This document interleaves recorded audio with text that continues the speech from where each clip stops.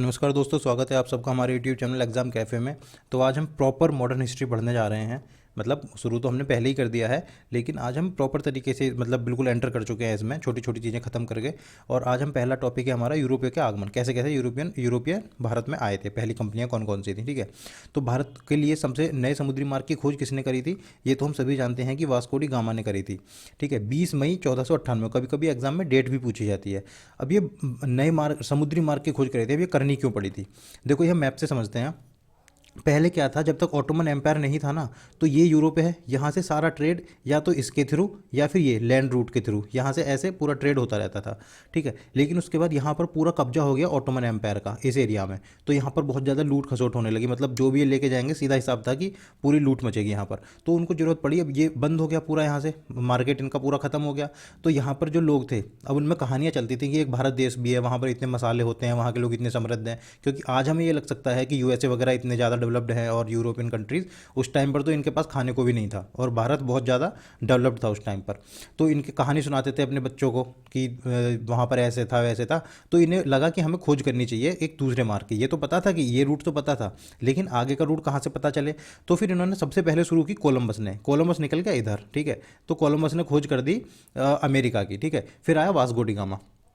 Vasco D gamma से भी पहले एक आया था जिसने केप ऑफ गुड होप की खोज करी थी। एक आया, वो यहाँ तक आया, यहाँ से आकर उसकी हिम्मत जवाब दे गई और वो वापस लौट गया। ठीक है, लेकिन उसके बाद फिर शुरू हुआ किसका काम?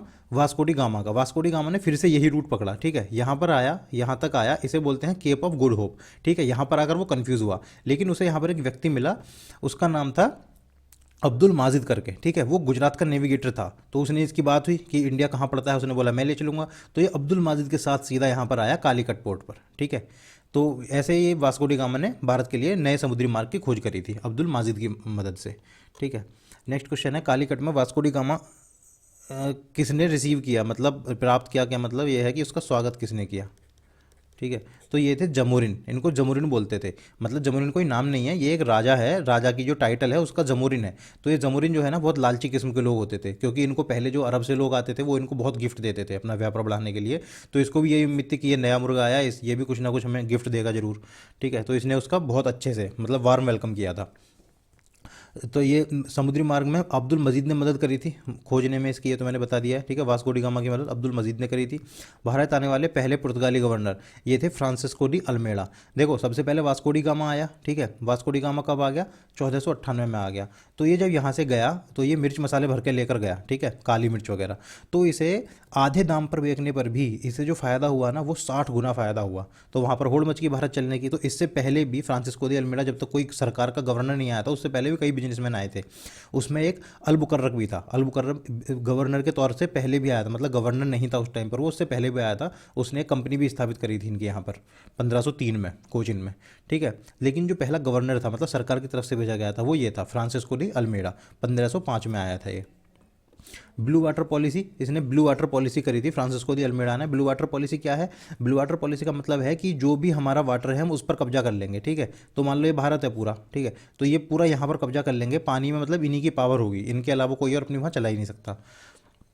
पुर्तगाल सत्ता का वास्तविक संस्थापक फ्रांसिस्को दी अल्बुकर्क को माना जाता है। अब देखो, 1505 में तो आया फ्रांसिस्को दी अल्मेड़ा, लेकिन 1509 में फिर फ्रांसिस्को ये अल्फांसो दी अल्बुकर्क को अपना गवर्नर बना दिया था इन्होंने, पुर्तगाली सरकार ने।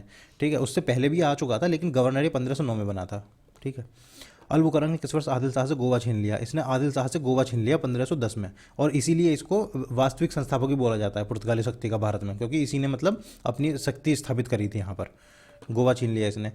और फिर इसके बाद जो आया था नीनो दी कुन्हा, उसने गोवा को अपनी राजधानी बनाया था, और फिर अंत तक इनकी राजधानी गोवा ही रही थी। ठीक है, नीनो दी कुन्हा ने गोवा को अपनी राजधानी बनाया था। पहला पुर्तगाली किला कहाँ बनाया गया था? पहला पुर्तगाली किला अल्बुकर्क द्वारा 1503 में कोचिन में। ये मैं कह रहा था ना कि वो गवर्नर, जब गवर्नर नहीं बना था उससे पहले भी आया था वो, ये पहले ही आ चुका था। तो उसने 1503 में यहाँ पर एक अपनी फैक्ट्री भी स्थापित कर दी थी। ठीक है, कोचिन में, सबसे पहली कोचिन में करी थी, ये भी हमें ध्यान रखना है, कोचिन में। भारत में यूरोपीय कंपनियों के आगमन का क्रम हमेशा ऐसे PDEDF करके याद रख लेंगे, PDEDF। ठीक है, PD तो याद रहता है पेन ड्राइव से, PDEDF। पुर्तगाल डच, इंग्लिश, डेनिश और फ्रेंच। ठीक है, अगर हमसे पूछ ले एग्जाम में कि कंपनी जो इस्टेब्लिश हुई थी, मतलब ये तो भारत में आने का क्रम है, लेकिन अगर कंपनी इस्टेब्लिश में तो ये सबसे इधर आ जाएगा फिर। ठीक है, क्योंकि इंग्लिश कंपनी डच से पहले ही स्थापित हो गई थी। डच की जो हुई थी वो 1605 में हुई थी। ठीक है, लेकिन ये जो हुई थी इंग्लिश वाली वो 1600 में ही हो गई थी। ठीक है, ये भी हमको ध्यान रखना है। कौन सी यूरोपीय शक्ति भारत छोड़ने वाली अंतिम थी? तो ये थी पुर्तगाली। इन्होंने 1961 में छोड़ा था, पुर्तगालियों ने सबसे पहले आए थे और सबसे बाद में गए थे ये। ठीक है, गोवा तो आज़ादी के बाद छोड़ा इन्होंने। किस वर्ष पुर्तगालियों को चटगांव और सतगांव में कारखाने खोलने की अनुमति मिल गई? ये मिल गई थी इनको 1534 में। जो यहाँ का बंगाल का शासक था ना, गयासुद्दीन महमूद शाह, इसने इनको 1534 में अनुमति दे दी थी कि आप यहाँ पर फैक्ट्री आप नहीं लगा सकते। फैक्ट्री का मतलब ये नहीं है कि वहाँ पर कोई प्रोडक्शन हो रहा है या कुछ, मतलब अपना जो भी इनका बिजनेस था सामान यहाँ से खरीदा और वहाँ इकट्ठा कर लिया। ठीक है, और अपने वहाँ पर चारों तरफ सैनिक लगा दिए। ठीक है, तो इनका एक तरह से कब्जा हो गया उस जगह पर। लूटपाट गतिविधियों के लिए पुर्तगालियों ने हुगली को अपना केंद्र बना लिया था। ठीक है, मतलब क्योंकि पुर्तगाली जो थे ना वो बहुत ज़्यादा मतलब इस टाइप के थे कि आओ और मतलब तुरंत राज कर लो। उनके पास मतलब ये समझो कि पेशेंस नहीं था, इसलिए अंग्रेजों से हार भी गई है बाद में। ठीक है, इनके पास पेशेंस नहीं था, तो इन्होंने हुगली को अपना पूरा लूटपाट का अड्डा बना लिया था। शाहजहां ने किस वर्ष हुगली में पुर्तगालियों की स्थापना को नष्ट कर दिया? 1632 में। हुआ क्या था कि ये बहुत ज़्यादा मतलब इनको कॉन्फिडेंस आ गया था पुर्तगालियों को, तो इन्होंने क्या करा, जो शाहजहां था ना, तो शाहजहां की वाइफ की जो दासियां थी इन्होंने उनको भी बंदी बना लिया था। ठीक है, और उनको पकड़ कर ये अपना मतलब वो जैसे स्मगल करने लगे थे एक तरह से। तो जब शाहजहां को ये बात पता चली तो उसने अपनी सेना भेजकर इनको पूरी तरह से नस्तनाबूद कर दिया था उस टाइम पर। कलकत्ता की स्थापना किसने की थी? ये जॉब चार्नोक ने की थी। इसने तीन चीज़ पकड़ी, सूतानाती, गोविंदपुर और कालीकट। ठीक है, सूतानाती, गोविंदपुर और कालीकट, इन तीनों को मिलाकर इसने कलकत्ता की स्थापना करी थी। ये 1670 से लेकर के 1700 के बीच में करी थी। ऐसा तो है नहीं कि एक दिन में स्थापना हो गई। ठीक है, और इसमें ये प्रैक्टिस ये हम प्रीवियस ईयर कर रहे हैं, तो इसमें बहुत ज़्यादा डिटेल में नहीं बता सकते। मैं एक नई सीरीज शुरू करूँगा जिसमें हम बिल्कुल बेसिक से पढ़ेंगे, एक एक चीज़, एक एक कंसेप्ट क्लियर करते हुए हम पूरा हिस्ट्री को पढ़ेंगे। ठीक है, भारत में संयुक्त स्टॉक कंपनी शुरू करने वाले पहले व्यक्ति, ये व्यक्ति नहीं है, ये मतलब पहले कौन थे ऐसे समझ लो, क्योंकि डच थे। ठीक है, जो डच थे ना वो पहले थे। इसमें ये गिल्डर इनकी वो थी करेंसी। इसमें 65 लाख गिल्डर्स की वो थी इसमें, जो क्या बोलते हैं उसको, मतलब इन्वेस्टमेंट। ठीक है, इन्वेस्टमेंट थी 65 लाख गिल्डर्स की इन्वेस्टमेंट थी इसमें।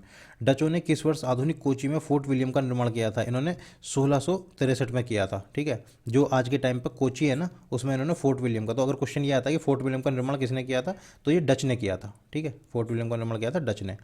लंदन में अंग्रेजी ईस्ट इंडिया कंपनी की स्थापना ये 1600 में हो गई थी अकबर के समय। क्वेश्चन ये बहुत पूछा जाता है कि जब ईस्ट इंडिया कंपनी की स्थापना हुई तो मुगल सम्राट कौन था? तो हमें ध्यान रखना अकबर है। लेकिन अगर ये पूछे कि जब अंग्रेजी ईस्ट इंडिया कंपनी भारत में आई व्यापार करने के लिए, उस टाइम पर शासक कौन था? तो उस टाइम पर था जहांगीर।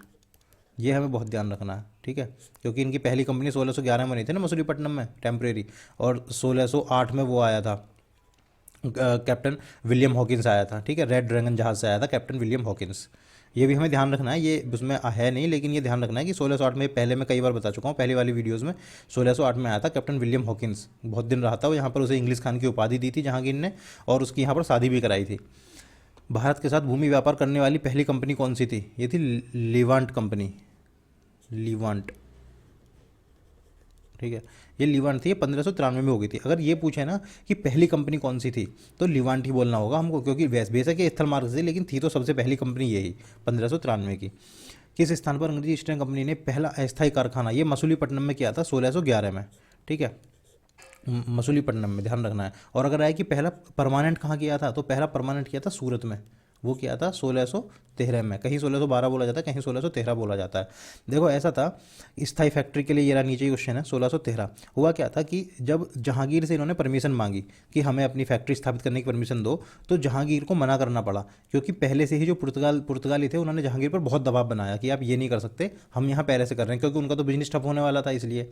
ठीक है, लेकिन फिर क्या हुआ, एक थॉमस वेस्ट नाम का वो आया इनका कैप्टन अंग्रेजों का, उसने स्वाली के बैटल में पुर्तगालियों को धूल चटा दी। ठीक है, तो जहांगीर को लगा कि अंग्रेज तो बहुत ताकतवर हैं।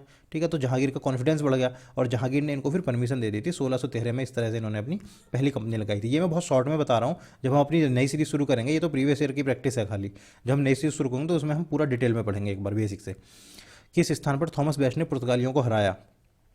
ये स्वाली, इसको मतलब स्वाली बोलते हैं, स्वाली, सावली नहीं बोल के स्वाली बोलते हैं। ठीक है, थॉमस वेस्ट ने पुर्तगाल को करा था। मैंने बताया था ना, थॉमस वेस्ट आया था, इसके बाद ही फिर इनको परमिशन मिल पाई थी यहाँ पर कंपनी स्थापित करने की। किस वर्ष ब्रिटिश ईस्ट इंडिया कंपनी ने मुंबई को किराए पर लिया था? ये 1668 में लिया था। क्या हुआ था कि जो ये थे ना पुर्तगाली, ठीक है, इनकी जो राजकुमारी थी उसकी शादी जो ब्रिटिश थे उनके राजकुमार से हुई थी, ठीक है। तो बड़े लोग हैं तो यहाँ दहेज भी बड़ा होता है, तो उन्होंने क्या करा, जो मुंबई था ना, मुंबई को दहेज में दे दिया था, मुंबई को दहेज में दे दिया था। अब राजकुमार तो उसका करते क्या मुंबई का, तो राजकुमार ने क्या करा, 1668 में उसको ब्रिटिश ईस्ट इंडिया कंपनी को दे दिया, सिर्फ 10 पाउंड वार्षिक किराए पर, ठीक है, 1 साल में 10 पाउंड दो और अपना इसको मुंबई में पूरा राज करो। इस तरह से इनको ये इनके मतलब एक बहुत तगड़ा इनका वो मिला था इनको, ये क्या बोलते हैं, खजाना मिल गया था ब्रिटिश ईस्ट इंडिया कंपनी को व्यापार करने का। औरंगजेब ने किस वर्ष जॉन चाइल्ड को भारत से निष्कासित कर दिया? ये 1688 में कर दिया। क्या हुआ था कि जो जॉन चाइल्ड था ना ये बहुत ज़्यादा मतलब पावर आ गई थी इसके पास 1688 के आसपास, ठीक है। तो इसने क्या करा, जो मुगल थे, मुगल थे, जो भी मुस्लिम थे, वो हज को जो जाते थे ना यहाँ से गुजरात की तरफ से जो हज को जाते थे, ठीक है, वेस्ट कोस्ट पर, उनको इसने बंदी बना लिया। अब आप जानते हैं कि औरंगजेब जो था वो तो अपने धर्म को लेकर बहुत ज़्यादा मतलब वो था, पॉजेसिव था, ठीक है। तो उसने इसको फिर सीधा बोल दिया कि आप भारत से निकल जाओ, नहीं तो पूरे जो ये हैं पूरे अंग्रेज हैं इन्हीं को भगा दिया जाएगा, ठीक है। तो जॉन चाइल्ड को भारत से भगा दिया था, औरंगजेब ने भगा दिया था 1688 में। प्रथम कर्नाटक युद्ध की समयावधि क्या थी? ये 1646 से 1648 थी। मतलब ये इसलिए हुआ था यहाँ पर युद्ध, जो यूरोप है ना, यूरोप में ऑस्ट्रिया के लिए जो वार ऑफ सक्सेशन था, मतलब कि सिंहासन के लिए लड़ाई हो रही थी वहाँ पर, ठीक है। तो ये फ्रेंच और इंग्लिश दोनों ही आमने सामने आ गए थे भारत में भी, ठीक है। तो ये 1646 से 48 तक हुआ था और ये एक्सला चापेल की संधि से खत्म हो गया था। जैसे ही वहाँ पर युद्ध खत्म हुआ ऐसे ही यहाँ पर भी खत्म हो गया था, ठीक है। और इनका कारण क्या था, जो बर्नेट था इंग्लिश कैप्टन, उसने फ्रांस के जहाज़ों को पकड़ लिया था। मतलब जो इसका मेन कारण था वो तो यही था कि वहाँ पर वार ऑफ सक्सेशन चल रहा था। लेकिन एक तो होता है कि मतलब धीरे धीरे कारण बन रहे हैं, एक होता है इमीडिएट कारण, मतलब तुरंत बस इस पे तो गुस्सा फूट गया। तो वो यही था कि बर्नेट ने क्या करा, जो फ्रांसीसी जहाज़ थे ना उन पर कब्जा कर लिया था, तो इस कारण इन दोनों की लड़ाई हो गई आपस में। फ्रांसीसियों के खिलाफ लड़ने के लिए 10,000 आदमियों की सेना किसने भेजी? सैनिक बोल दो इसको, आदमी क्या, सैनिक। ये 10,000 सैनिक भेजे थे किसने? अनवरुद्दीन ने। अनवरुद्दीन कौन था? कर्नाटक का नवाब था ये उस टाइम पर, ठीक है। महफूज खान के नेतृत्व में इसने भेजी थी, लेकिन इनको जो फ्रेंच थे उन्होंने बहुत बुरी तरह हरा दिया था। फ्रेंच की शक्ति बहुत ज़्यादा थी पहले, जो पहला कार्नाटिक वॉर हुआ था ना उसमें फ्रेंच बहुत पावरफुल थे, क्योंकि उनके पास सबसे बड़ी बात क्या है ना, उनके पास नेवी बहुत स्ट्रांग थी, ठीक है।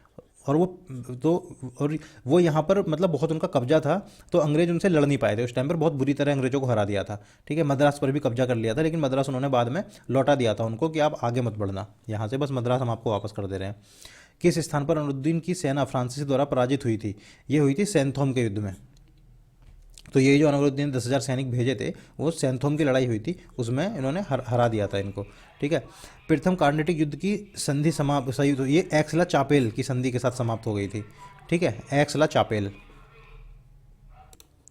ठीक है। तो ये एक्सला चापेल की संधि से खत्म हो गया था पहले जो इनकी लड़ाई थी वो, और 1748 में।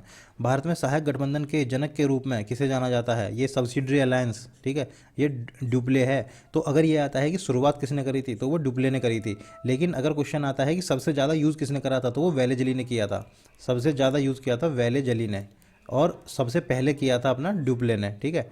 तो ड्यूप्ले बहुत पावरफुल व्यक्ति था और बहुत समझदार भी था, वो तो ड्यूप्ले को वापस बुला लिया था उन्होंने। चलो वो जब पूरी डिटेल क्लास करेंगे तभी वो बता पाएंगे, अभी तो हम प्रीवियस ईयर की क्वेश्चन की प्रैक्टिस कर रहे हैं, ठीक है। द्वितीय कर्नाटक युद्ध की वो क्या थी? 49 से लेकर 54 थी। अब देखो इसका क्या कारण था। पहले वाले का कारण तो था कि वहाँ पर ऑस्ट्रिया में वार ऑफ सक्सेशन हो रहा था, लेकिन यहाँ पर क्या था, ये भारत की राजनीति में हस्तक्षेप करने लग गए थे, ठीक है। जो फ्रेंच थे ये भारत की राजनीति में हस्तक्षेप करने लग गए थे, तो उस वजह से जो भारत के राज्यों में जो लड़ाई हो रही थी ना दोनों तरफ से, उसमें इन्होंने भाग लिया था। तो उस टाइम पर एक तरफ तो इंग्लिश हो गए थे और एक तरफ ये फ्रेंच हो गए थे, तो दूसरी लड़ाई का ये कारण रहा था। तीसरे कर्नाटक युद्ध की समयावधि क्या थी? ये 56 से लेकर 63 थी। यहाँ पर 1760 में वनडीवॉस का युद्ध हुआ था। और देखो इसी समय आप एक बार ध्यान देखो कि 1757 में बैटल ऑफ प्लासी हुआ था, ठीक है, जहाँ पर अंग्रेजों ने कब्जा कर लिया था बंगाल पर। तो बंगाल को इतना लूटा और अंग्रेजों के पास इतनी वेल्थ आ गई थी कि 1760 में इन्होंने फ्रेंच को धूल चटा दी बुरी तरह। कहाँ तो फ्रेंच बहुत पावरफुल थे, वो जीत रहे थे हर बार, लेकिन अब अंग्रेजों के सामने टिक भी नहीं पाए। ये बताया जाता है कि इन्होंने पास इनकी एक पनडुब्बी भी नहीं छोड़ी थी, इनकी एक मतलब जो होते हैं ना वो पानी के जहाज, वो कुछ भी नहीं छोड़ा था, बिल्कुल खत्म कर दिया था इनके पास। किस लड़ाई में अंततः अंग्रेजों ने फ्रेंच को हरा दिया? 1760 में वनडीवॉस के युद्ध में अंग्रेजों ने इनको हरा दिया था। फ्रेंच ईस्ट इंडिया कंपनी की स्थापना किसने की? ये 1664 में कॉलबर्ट ने की थी। कॉलबर्ट थे, एक ये मिनिस्टर थे, लुई 14 के मंत्री थे ये, ठीक है, कॉलबर्ट। हाँ, एक चीज़ और बता रहा हूँ मैं यहाँ पर, दो चीज़ होती हैं, एक होता है वॉर और एक होता है बैटल, ठीक है। तो बैटल तो होता है मतलब कि बिल्कुल जो उसी वक्त हो रहा है, मान लो एक दिन का, कुछ घंटे का या कुछ दिन का। और वॉर होता है बहुत लंबा, जो धीरे धीरे चलता रहता है, वर्षों तक चलता है। तो बैटल वॉर का पार्ट होता है, तो कभी भी इसमें कंफ्यूज नहीं होना कि कहीं वॉर कहीं बैटल बोलते हैं, ये हमें ध्यान रखना है। बंगाल में किस स्थान पर फ्रेंच ने अपना पहला कारखाना स्थापित किया था? ये फ्रेंच ने किया था पिपली में, ठीक है, बंगाल के पिपली में फ्रेंच ने अपना पहला स्थापित किया था। तो ये प्रीवियस ईयर के क्वेश्चन हो गए हैं। ये ऐसे ही इतना आसान नहीं है, ये बहुत बड़ा टॉपिक है, तो इसमें तो मतलब कम से कम 2 घंटे तो चाहिए इसके लिए। तो हम इसको दो पार्ट में, जब हम पूरा बेसिक से पढ़ेंगे तो मैं इसको दो पार्ट में बनाऊंगा, उसमें एक एक चीज़ हम वो करेंगे। लेकिन अभी एग्जाम के लिए हम इतना कर सकते हैं कि इन प्रीवियस ईयर को हम एक बार देख कर चले जाएँ, तो एग्जाम में सॉल्व कर सकते हैं। ठीक है दोस्तों, नमस्कार, अगली वीडियो बनाएंगे अब।